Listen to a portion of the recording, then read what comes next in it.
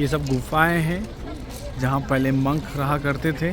Right side, now look, that's the way of the head.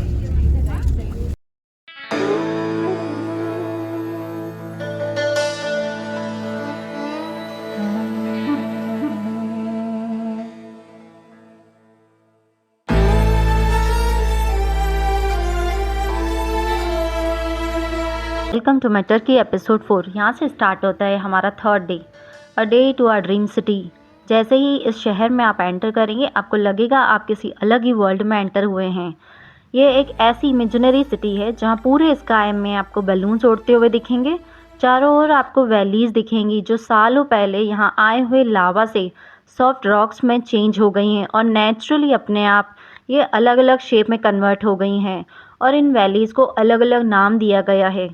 यहाँ कैपेडोशिया में इन घाटियों में ही चर्च, होटल, रेस्टोरेंट बनाए गए हैं, तो ये एक अट्रैक्शन का पॉइंट है। यहाँ बहुत सारे केव होटल्स हैं जहाँ आपको आपके ज़रूरत की हर चीज़ मिल जाएगी जो किसी नॉर्मल होटल में मिलती है। नेक्स्ट एपिसोड में हम आपको दिखाएंगे केव होटल्स जहाँ आप स्टे भी कर सकते हैं और उनमें कौन कौन से एमिनिटीज़ दी जाती हैं जिससे आपका एक्सपीरियंस और अच्छा होता है। आज के इस वीडियो में आपको दिखाते हैं नेचुरल वैली। सबसे पहले हम चलते हैं डेवरेंट वैली, जिसको इमेजिनेशन वैली भी कहा जाता है क्योंकि यहाँ वैली के शेप्स अलग अलग तरह के बने हुए हैं। आप खुद इमेजिन कर सकते हैं कि ये क्या इमेज बनी हुई है। दूसरी आती है पिजन वैली। इस पिजन वैली इसलिए कहा जाता है क्योंकि वैलीज़ में पिजन्स के लिए घोंसले बनाए गए थे और इस घाटी में कबूतरों का इस्तेमाल भोजन और बंजर मिट्टी के लिए उर्वरक के रूप में किया जाता रहा है। नेक्स्ट आती है पासाबाग वैली। यहाँ की बड़ी बड़ी फेरी चिमनीज ऐसी लगती हैं जैसे सर पर ताज पहने वो आपका स्वागत कर रही हैं। यहीं पर है मॉन्क्स वैली। यह एक लोकप्रिय पर्यटन स्थल है। स्थानीय लोगों से पता चला कि ये मठ थे। चूँकि मठों में भिक्षु रहते हैं इसलिए इस क्षेत्र को मॉन्क्स वैली कहा जाता था। यहाँ से 1 किलोमीटर दूरी पर है ओपन एयर म्यूज़ियम, जहाँ अंदर फोटोग्राफी तो अलाउ नहीं थी। ये म्यूज़ियम महत्वपूर्ण ऐतिहासिक और सांस्कृतिक स्थल है। ये यूनेस्को वर्ल्ड हेरिटेज साइट है। यह म्यूज़ियम बाइजेंटीन काल के चट्टानों में बने चर्चों, मठों और चैपल के लिए मशहूर है।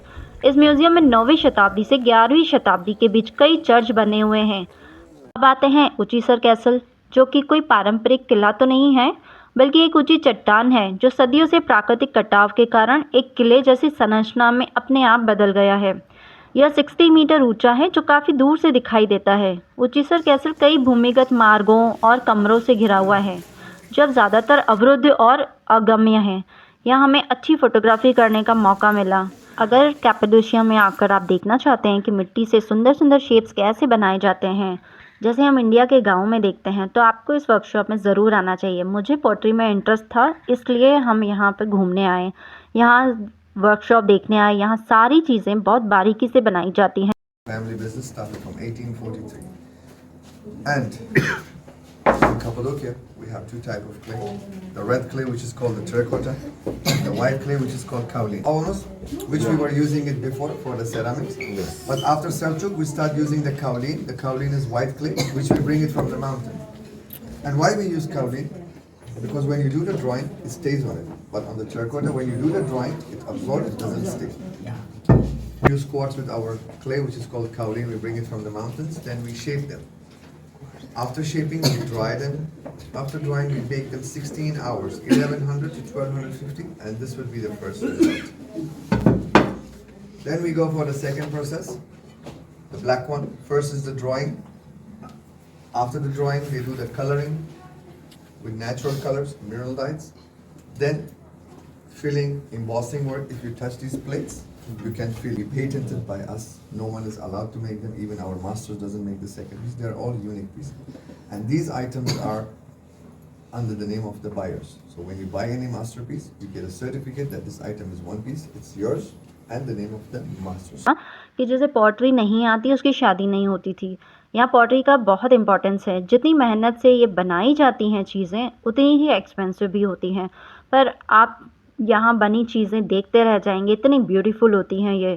आप जब तक ये वर्कशॉप में बनी चीज़ें देखिए। हम मिलते हैं टर्की सीरीज़ के नेक्स्ट एपिसोड में एक नए एक्सपीरियंस के साथ। तब तक के लिए गुड बाय, टेक केयर।